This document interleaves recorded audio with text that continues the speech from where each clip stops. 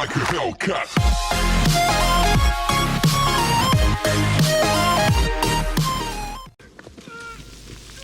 Hello boys and girls, welcome to my channel. I'm Nvida GT, and today we have here Outlast 2 demo.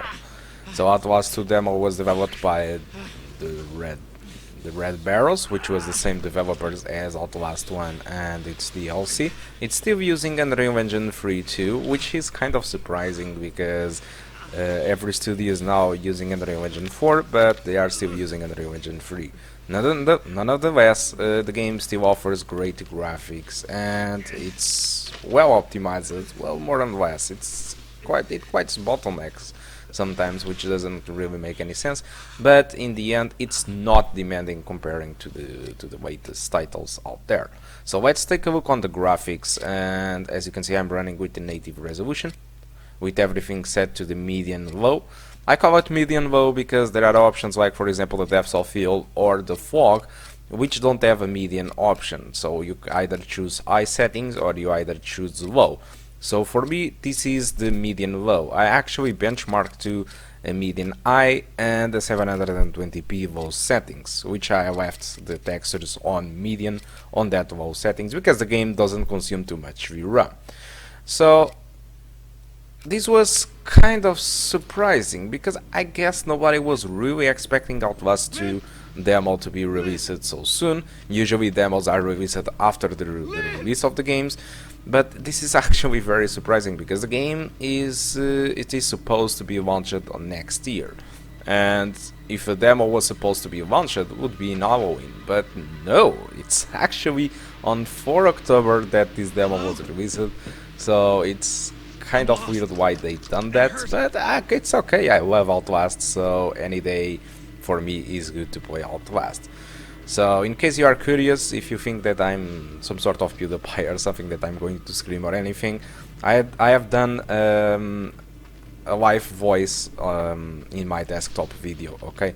So if you want to check her out, there is a link in the description of the video for that, but in the laptop I'm just going to shut up and let you enjoy a little bit of gameplay. Okay, if you want to check the results without recording the frame rate, just check the description or press the green rectangle saying frame rate. So hope you enjoy the rest of the video and hope to see you soon. Goodbye. No.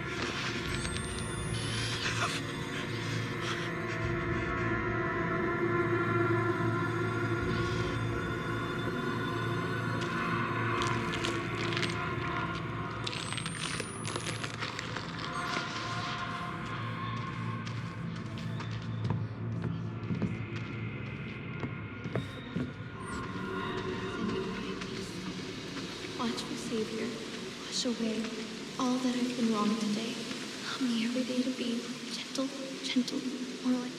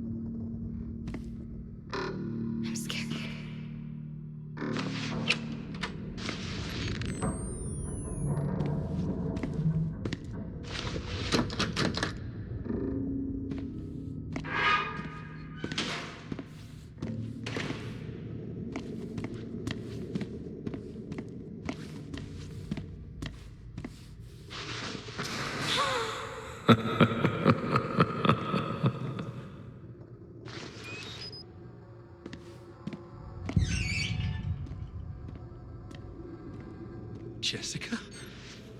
And this was Jessica's.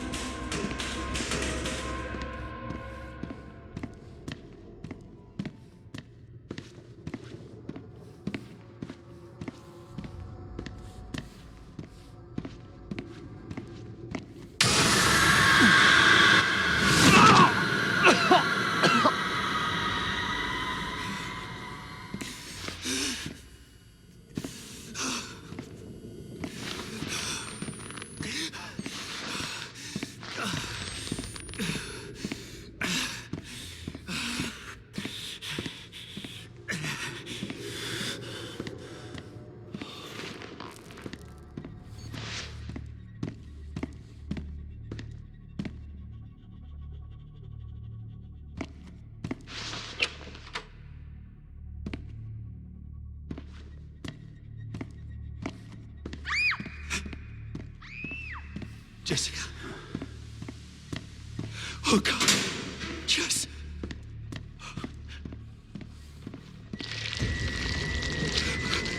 Fuck.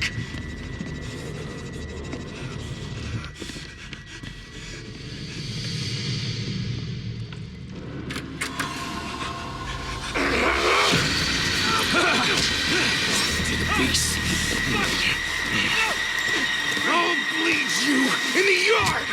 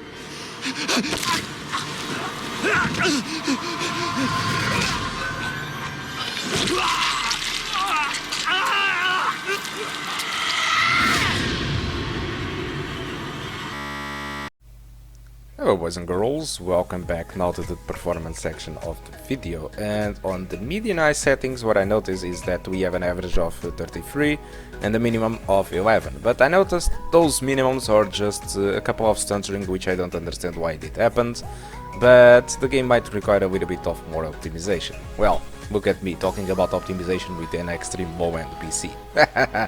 So, median low settings average of 38 and the minimums of 25, and the same goes for 720p low, which the minimums continue to be 25 too, but the average is much higher. So, taking a look at these frame rates, it's up to you what settings are you going to choose. I did prefer the median low, but you are up to choose whatever you want because all of them are playable. But looking to the consistency, you can see that the Midianite 42% of the frames will be lower than 30 FPS, while the other ones are much lower. So on the Midianite, the VRAM usage is set to 700 megabytes. As for the RAM usage, I saw 4.4 gigabytes, and CPU usage never surpassed 50%, and I got a little bit of bottleneck. That bottleneck happens to at 720p low, but even bigger. On the Midianite settings, the VRAM consumption, which I used textures on, was 1.2 gigabytes of VRAM, and the RAM usage got to 5 gigabytes, and no bottleneck. So that's why I want to talk about Outlast 2 demo. Hope you did enjoy this video, and hope you enjoyed the game. Okay, so again, thank you a lot for watching, and hope to see you soon. Goodbye.